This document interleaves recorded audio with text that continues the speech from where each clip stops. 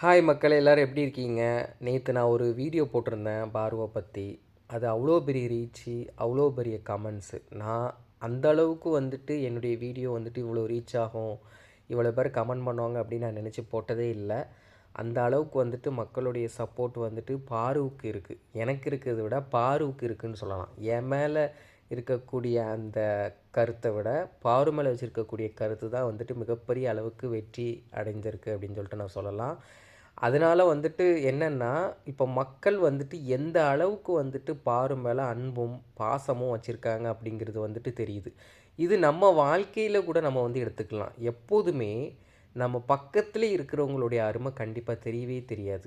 அது யாராக இருந்தாலும் சரி, பக்கத்திலே ஒருத்தர் இருந்தாங்க அப்படின்னா அவங்க பண்ணுற கஷ்டம், அவங்க பண்ணுற எல்லா விதத்தையும் நம்ம எடுத்துக்க போது வந்துட்டு பக்கத்தில் இருக்கும்போது அந்த அருமை கண்டிப்பாக தெரியாது. ரொம்ப தூரம் போகும்போது தான் அதோட அருமை தெரியும்னு சொல்லுவாங்க. அப்படி நமக்கு தெரிஞ்ச அருமை தான் வந்துட்டு பாரு அப்படின்னு நம்ம சொல்லலாம்.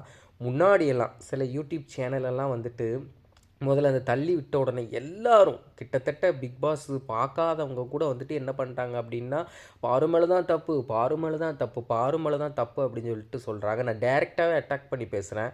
பல யூடியூப்கள் சேனல், முன்னணியில் இருக்கக்கூடிய பல யூடியூப்கள் சேனல் வந்துட்டு பாரு மேலே தான் தவறு என்று சொன்ன அந்த ஒரு 2 நாட்களுக்கு அப்புறம் வந்துட்டு அதே சேனலில் வந்துட்டு சாண்ட்ரா வந்து நடிக்கிறாங்க அப்படின்னு சொல்கிறாங்க. நீங்களாம் பேசுகிறதுக்கெலாம் உங்களுக்குலாம் வந்து தகுதி இருக்கா அப்படிங்கிற மாதிரி எனக்கு தெரில. ஏன்னா நீங்கள் போடுற ஒவ்வொரு வீடியோஸும் வந்துட்டு அது ஒரு ப்ராஃபிட்டாக தான் பார்க்குறீங்களே தவிர வந்துட்டு உண்மையை கொண்டு போகணும் அப்படிங்கிற மாதிரி பார்க்குறேன். அந்த நேரத்தில் உங்களுக்கு வந்து ட்ரெண்ட் ஆகணும், அந்த நேரத்தில் வந்துட்டு நீங்கள் வந்துட்டு ஒரு பெரிய ஆளாக வரணும் அப்படிங்கிறதுக்காக வந்துட்டு நீங்கள் உண்மையை சொல்லாமல் வந்துட்டு உங்களுக்கு ரீச் கிடைக்கணும் அப்படிங்கிறதுக்கான பொய்யான தகவலை பரப்பியிருக்கீங்க. இதுதான் பொய்யான தகவல். அதாவது வந்துட்டு நான் அப்போதுலேருந்தே நினச்சி பார்த்துட்டு இருந்தேன், இது வந்து நாடகமாக தான் இருக்கும்.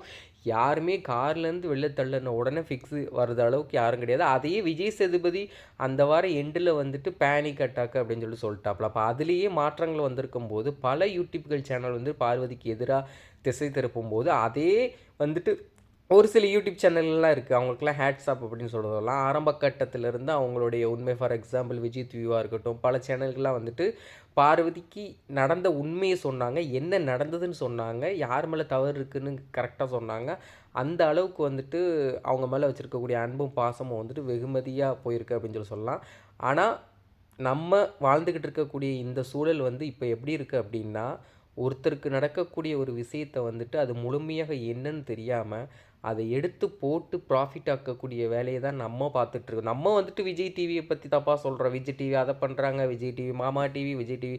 நம்மளும் என்ன பண்ணுறோம் அப்படின்னா, நம்ம ப்ராஃபிட்டுக்கு தேவையான உண்மை சொல்லக்கூடியது, அதாவது வந்துட்டு என்ன உண்மை இருக்கோ அதை சொல்லாமல் வந்துட்டு நம்ம ப்ராஃபிட்டுக்கு ரீச் ஆகணும் அப்படிங்கிறதுக்காக வந்துட்டு நம்ம வந்து பொய்யான தகவலை பரப்பி அதை வந்துட்டு பெரிய அளவுக்கு புகாம்பரமாக்கி ஒரு ரெட் கார்டை கொடுத்து ஒரு பொண்ணுடைய வாழ்க்கையை சீரழிச்சிருக்கீங்க அப்படின்னு நீங்கள் நினைக்கிறீங்க.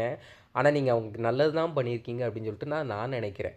நீங்கள் மட்டும் ரெட் கார்டு மட்டும் கொடுக்காமல் இருந்திருந்தீங்க அப்படின்னா அவங்களாவது ஓரளவுக்காவது அவங்களுடைய புகழ் வந்துட்டு கொஞ்சம் தான் தெரிஞ்சிருக்குமே தவிர இந்த அளவுக்கு தெரிஞ்சிருக்காது. ஆனால் நீங்கள் செஞ்ச செயலால் இப்போ உலகம் பூரா வந்து பார்வதிக்கான அந்த ஒரு ஸ்கோர் வந்து ரொம்ப எகிறிட்டு போகுது. அவங்களுக்கான அந்த அந்த எதிர்பார்ப்பு வந்துட்டு எகிறிட்டு போகுது. அவங்களுக்கான அந்த வாய்ப்புகள் வந்து ரொம்ப அதிகமாகிட்டே இருக்குது. நீங்கள் வேணால் நினச்சி பாருங்கள், உங்களை விட வந்து பார்வதி மென்மேலும் வளருவாங்க. நீங்கள்லாம் வந்துட்டு தலை குனிஞ்சு வெக்கப்பட்டு தலை குனிய வேணாம். இவங்கள பற்றியா நம்ம தவறான ஒரு வீடியோ போட்டிருந்தோம், தவறான செயல் செஞ்சோம். சில பேர்லாம் கதறானுங்க வந்துட்டு கமெண்ட்ஸில் வந்துட்டு, எடா போடா போடா நீ வந்து கதறியடா அப்படின்னு சொல்கிறாங்க. சில தற்குறிகள்லாம் இப்போ யாருங்கிறது உங்களுக்குலாம் தெரியும்.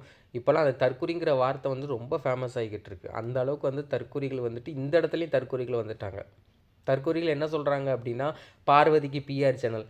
எடா பார்வதிக்கு பிஆர் எதுக்குடா பிஆர்? பார்வதியை வந்துட்டு இல்லாமல் பிக் பாஸ் ஷோவே இல்லைடா, பிஆர்னு சொல்கிறீங்களாங்க? பிஆர் அப்படிங்கிற மாதிரி தான் இருக்குது. மக்களே, இதை வந்துட்டு நீங்களும் உங்களுடைய வாழ்க்கைக்கு ஒரு கருத்தாக எடுத்துக்கணும். என்ன எடுத்துக்கணும் அப்படின்னா வந்துட்டு, அதான் வந்துட்டு நம்மளை வச்சு தான் சில பேர் ப்ராஃபிட் பார்ப்பாங்க. அது நம்மளுடைய வாழ்க்கையிலையும் பொருந்தும். நம்மளை வச்சு தான் காய் நகர்த்த பார்ப்பாங்க. நம்மளை வச்சு தான் வந்துட்டு எல்லாமே பண்ண நினைப்பாங்க. ஸோ நம்ம வாழும்போது சுதாகரிச்சுட்டு தான் வாழணும்.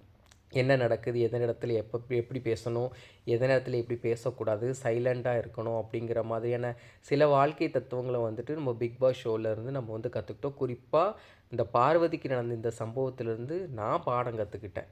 அதுதான் மிகப்பெரிய ஒரு பாடமாக நான் என் வாழ்க்கையில் நினைக்கிறேன்.